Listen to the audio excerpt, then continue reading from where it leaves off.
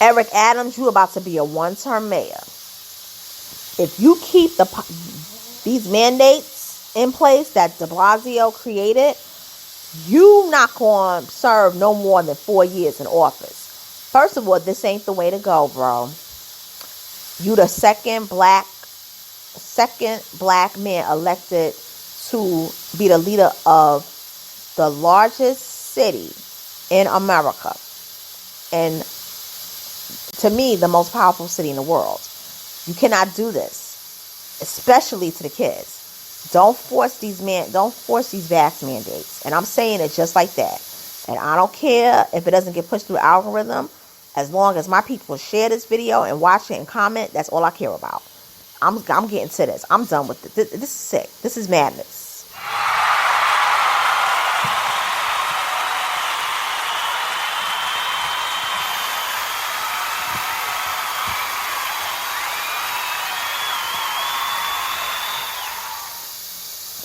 Hey, this is your girl, Miss Analytical. I'm back. I'm going to read this article from New York Post because I'm really sick of the goddamn mandates for this vaccine. I really can't deal with this no more. I mean, this has interrupted so many of our lives, and I don't think this is the correct way in approaching the, you know what. So it reads, Eric Adams, according to New York Post, it reads, Eric Adams' COVID plan includes spring call on student vaccine mandate. Mayor-elect Eric Adams plans to make a decision this spring on whether to mandate vaccines for New York City public school students starting in fall 2022, according to a newly released outline of his COVID-19 policies. Adams' one-page plan also states that he will keep Mayor de Blasio's private sector vaccine mandate that took effect Monday with the focus on compliance and punishment, an approach similar to the outgoing mayor's promise that city inspectors will ideally avoid penalties. We're going to keep that in place, Adams said during a press conference in Brooklyn Borough Hall. The goal is to be cooperative, not punitive.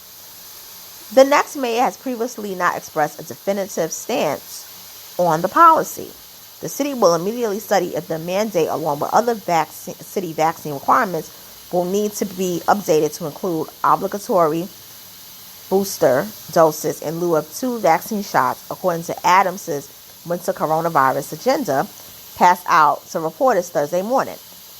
We are at a critical moment in our fight against the pandemic, said Adams, as he released the blueprint. Asked about allowing city employees to work remotely, Adams signaled openness to it amid an Omicron-driven surge in coronavirus cases, but added, we're at the point where we must safely learn to live with COVID.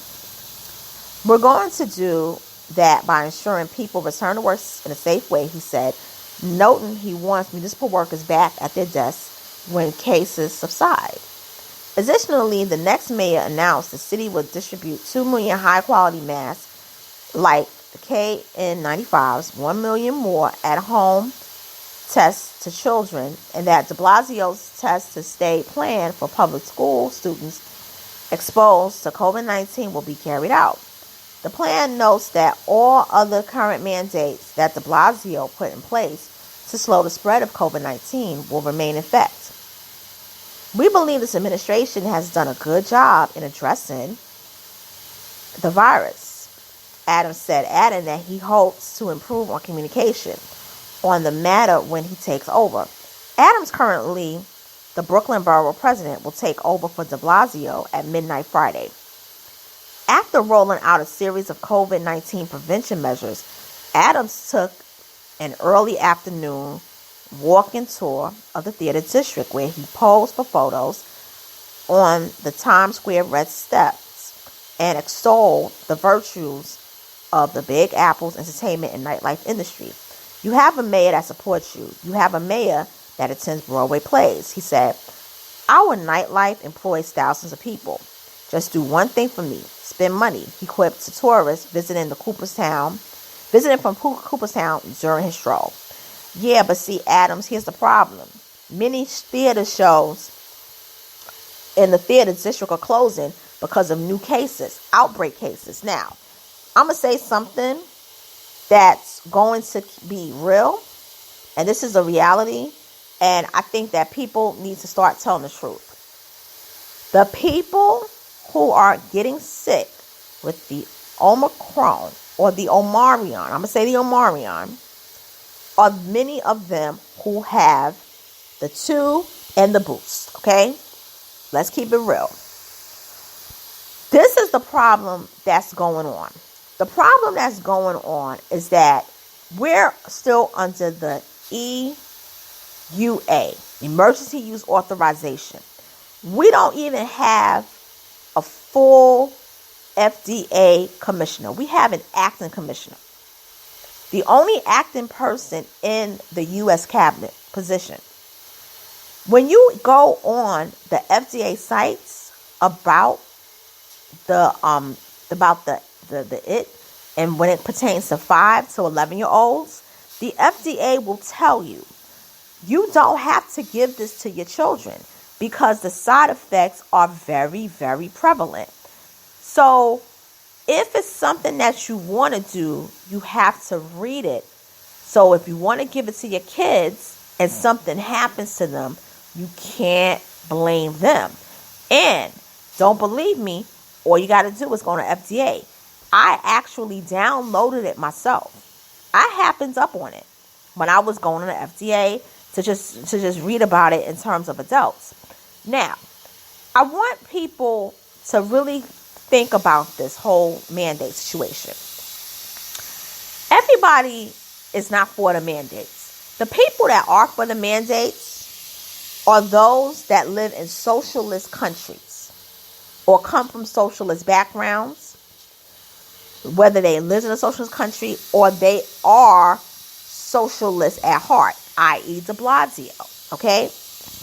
They even say he's a communist. Many of the politicians that's pushing for this are not Democrats at heart. They are socialists. They come from countries where they have mandates. They come from countries where they expect people to follow their rules. They come from communist-leaning countries where the people cannot basically even question the authority of their leaders. So this is something that is not of nature of America, all right?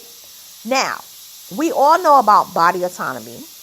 And in this country, people know that you can't mandate vaccines, even to go to school. I know for a fact people who didn't have any shots when I was growing up, and they still went to school because they got waivers, whether it was religious or medical. Some people didn't even get anything. They forged the shit, and they were still able to go to school. Then you have the government that's overreaching. Checks and balances this year have become, you could say, obsolete. The government can't force you to get a vaccine. That's why they say mandates. It's something that they want you to do. When somebody is mandating something, it's like, listen, I'm mandating you. I want you to do this. Okay, fine. But just because you want me to do this, it doesn't mean that I'm going to do it. You can't penalize me legally. You can't put me in jail. You can't pretty much sue me. You can't arrest me. But what they did was they took away, or not even take away, people's livelihood. What they did was they had not allowed you to enter the building to get paid. All the people, from the government's perspective, they're not allowing you to work, but they're all still employed.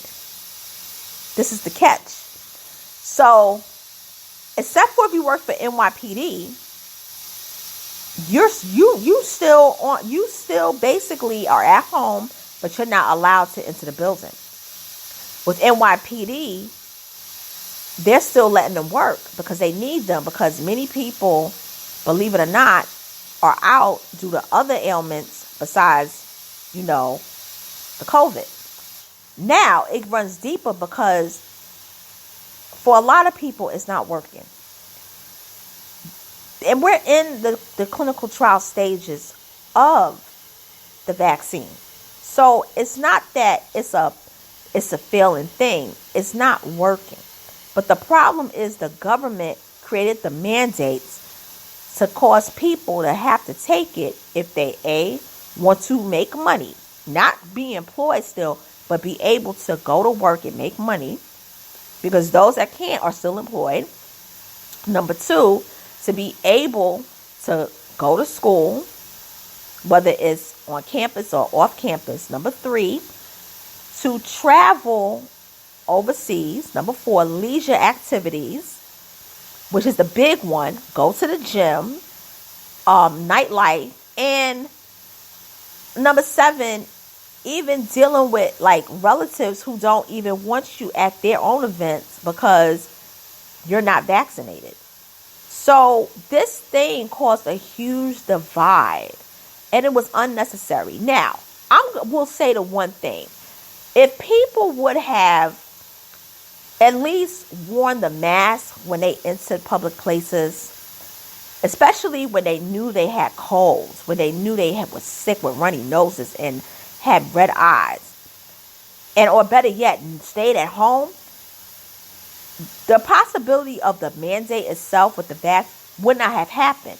Because if you remember, many people ran to get the vaccine because they didn't want to wear the mask, which made sense. But now, the big problem, particularly in New York, is now you not only got to be vaxxed to enter places to work, or to like, not to work, to like go to restaurants, to go to like, sporting events, movies, but now you have to wear a mask as well. So what was the whole point of getting the shot if you still got to wear the mask? Now, my big issue is you now want to inoculate the kids with this. This is wrong. From the FDA don't even really want the kids to have it. Based on what I read with the FDA logo on it, they didn't want the kids to have it. They're not pushing it on the kids. They created it, and it's like, hey, it's a clinical trial. It's EUA authorized, and if you want to try it, we're letting you know what can happen to your kids, which they did the right thing. So you can't sue us. This is what it is. But we're letting you know if you don't take it, you're not going to go for the repercussions. They can't punish you for it. So you want to make these kids take it in order to go to school. But it's not even working well for the adults. Okay? So if it's not working well for the adults, it's going to be harmful for the kids. And check this out. The kids have the lowest cases. It's a known fact. And I'm speaking this because enough of the nonsense is enough. I want my fucking life back. I want my life back. Now, I will say this. I wear my mask all the time when I'm outside because I take this shit serious. A lot of people don't take it serious. We see them protesting, and I want to say something about the protesters. Why y'all protesting at stupid places like Applebee's and Burger King? Y'all not even protesting in places that are essential. Why don't you protest at the jobs, the agencies, things of that nature, things that people need to survive? Why are you protesting at a Burger King and an Applebee's and a Cheesecake Factory? That's a clusterfuck waiting to happen. That's not going to work. You're going to look stupid because you don't need it to survive. Go into places that you are, if you're going to really do these protests, do the shit right.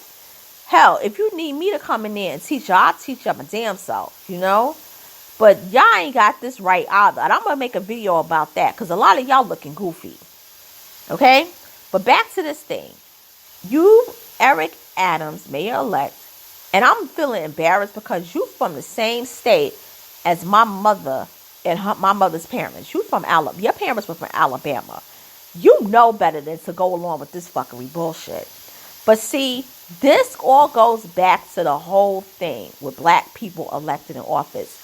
Why would you keep the same mandates and implement the same policies that de Blasio had that people don't like and call him a failing mayor? they're going to call you a failing mayor also. You have a chance to really correct this and say, okay, if you don't want to get the vaccine, you're going to have to at least, go for mandatory testing, weekly testing. That way, everybody not only has their jobs up, but the economy starts to boom again, because you know why? Everybody is making money. If you keep these mandates in, you're really going to crush the economy, especially now that you want the mandates to go over into the private sector. If there ain't no workers in retail, it ain't going to be anybody to keep the stores open. They going to be closed, which means ain't nobody going to spend their money, which means they going to close down. And you ain't going to have no businesses, which means you ain't going to have no New York City. Okay? Now, what I do believe is that just like they protested in front of Brooklyn Borough Hall, they're going to protest in front of his city hall, as well as Gracie Mansion, because you know he going to move into that mansion. He going to move in there. But in closing, I'm going to say this. It's looking like he's going to be a one-term mayor, just like David Dinkins. And I don't need another black mayor to be one term. The reason why Dinkins was one term was because Dinkins was really nice. He was a nice man who wanted to make everyone happy. And he did that, but it backfired on him. But he didn't follow behind Koch. He did things his own way. But what Eric Adams is doing, you're following behind a mayor who is deemed the worst mayor in the history of New York City. Not a good look at all. Not a good look. And so I'm closing this out for all my NYC people. This is for y'all. Please listen to this. This is about 18 minutes. Share it, comment, because this affects us as a whole more than anybody. But also to everybody out there across America, I would like for y'all to listen to this and comment as well. And hit the notification button, share, and I'll talk to y'all soon. Later.